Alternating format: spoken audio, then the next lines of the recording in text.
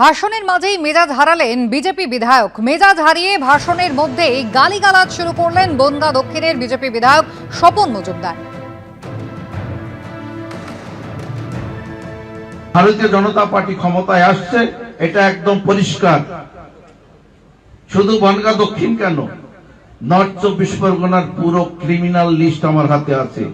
সবগুলোর ছাপায়া স্বপন মজুমদার দায়িত্ব নিয়ে পারবে।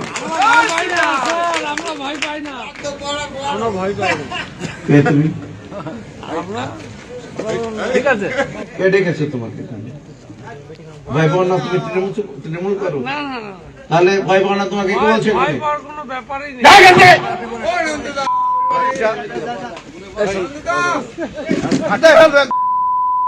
একদম চলা কাটতে পিঠে বাচ্চাকে টিএমসির দালাল এখানে এসে ভয় পায় না বলছে, ঘাট ছেড়ে ফেলবে একদম।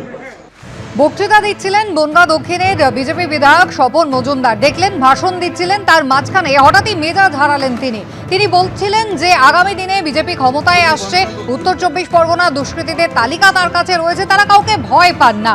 পাশ থেকে এক যুবক তিনি প্রশ্ন করেন, তিনি বলেন যে সত্যি তো, আমরা কাউকে ভয় পাই না। আর তারপরে মেজাজ হারান বনগাঁ দক্ষিণের বিজেপি বিধায়ক। তিনি একেবারে কুকথা বলতে শুরু করেন এবং পাল্টা যুবককে চেলা কাঠ দিয়ে মারার হুঁশিয়ারিও দেন। ভাই বোন না, তুমি তৃণমূল করো? তাহলে ভাই বোন না তোমাকে কি বলছে? ভারতীয় জনতা পার্টি ক্ষমতায় আসছে, এটা একদম পরিষ্কার। শুধু বনগাঁ দক্ষিণ কেন, নর্থ 24 পরগনার পুরো ক্রিমিনাল লিস্ট আমার হাতে আছে। সবগুলোর ছাপায়া স্বপন মজুমদার দায়িত্ব নিয়ে পারবে। কে তুমি? ঠিক আছে, কে ডেকেছে তোমাকে? ভাই বোন না, তুমি তৃণমূল করো? তাহলে ভাই বোন না তোমাকে কি বলছে? কোনো ব্যাপারই নেই।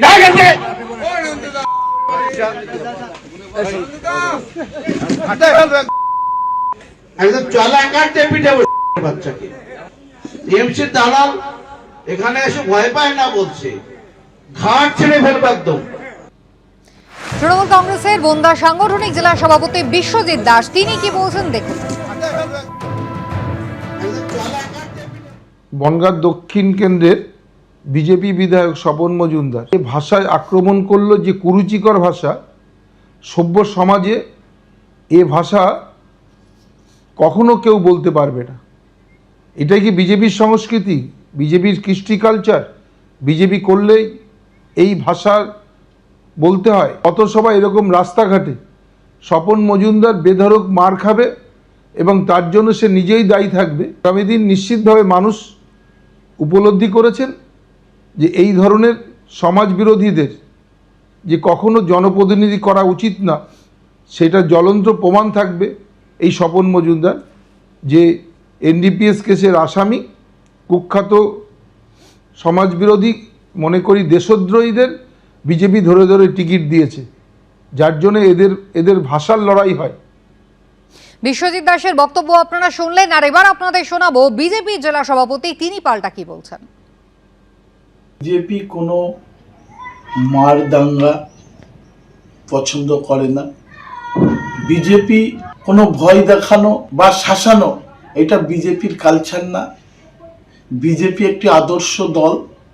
বিজেপি শান্তি শৃঙ্খলা বুঝিয়ে রাখে এবং কথা সকলেই মার্জিতভাবে আমাদের বলে। কেন আমরা এমন কোনো কথা বলি না যে কেউ কারোর মনে কষ্ট পাবে।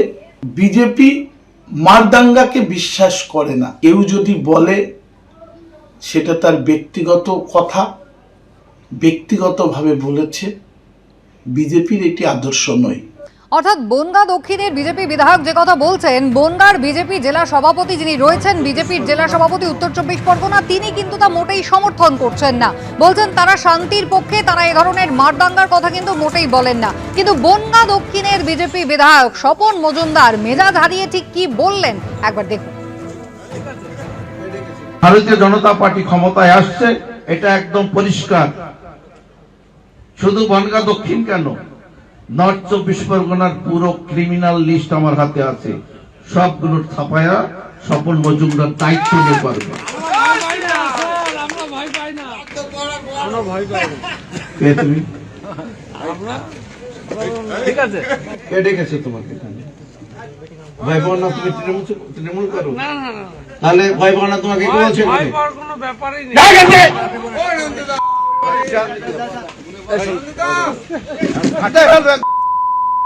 একদম চলা কাটতে পিঠে বসে বাচ্চাকে টিএমসি দালাল এখানে এসে ভয় পায় না বলছে, ঘাট ছেড়ে ফেলবে একদম।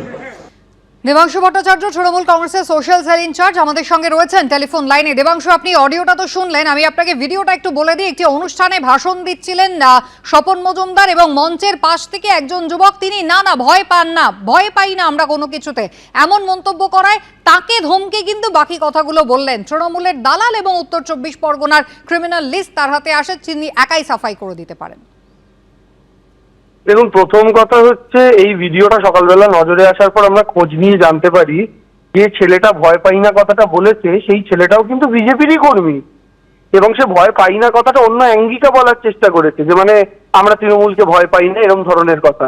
কিন্তু দুঃখের বিষয় তিনি তো জানতেন না যে তাকে বোঝানো হয়েছিল রাজ্যে অগণতান্ত্রিক সরকার চলছে, তার বিরুদ্ধে লড়াই করে গণতান্ত্রিক সরকার আনতে হবে গণতান্ত্রিক নেতাদের দ্বারা।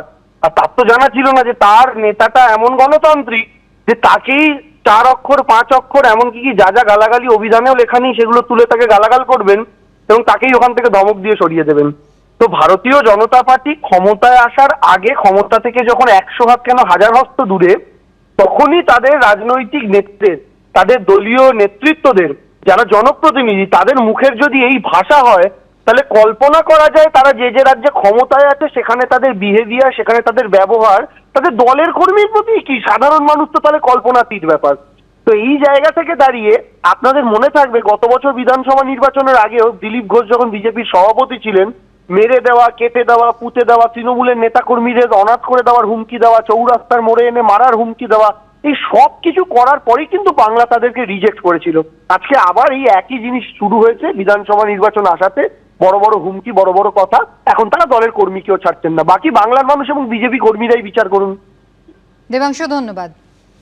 স্বপন মজুমদারের মন্তব্য আপনারা শুনলেন, রীতিমতো ভিডিও ভাইরাল হয়েছে, কিভাবে তিনি কুকথা বলছেন একেবারে প্রকাশ্যে মঞ্চ থেকে। আর এই প্রসঙ্গে আমরা কথা বলেছিলাম বিজেপি সাংসদ সুকান্ত মজুমদারের সঙ্গে, তিনি কি বললেন দেখুন।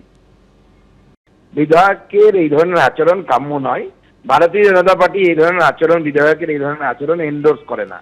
এটা তার ব্যক্তিগত ব্যাপার, ব্যক্তিগত শিক্ষা দীক্ষা, রুচির ফল, রুচির পরিচয়। ভারতীয় জনতা পার্টি মনে করে যে একজন বিধায়ককে, একজন সাংসদকে বা জনপ্রতিনিধিদেরকে তার ভদ্রতা, শিষ্টাচার এবং মানুষের সাথে কথাবার্তা অত্যন্ত নম্রভাবে, সভ্যভাবে বলা উচিত। তবে যদি তৃণমূলের লোক হয় তাহলে গালিটা না দিয়ে বাদবাকি যা করেছে সেটাকে আমরা সমর্থন করছি। এবিপি আনন্দ, এগিয়ে থাকে, এগিয়ে রাখে।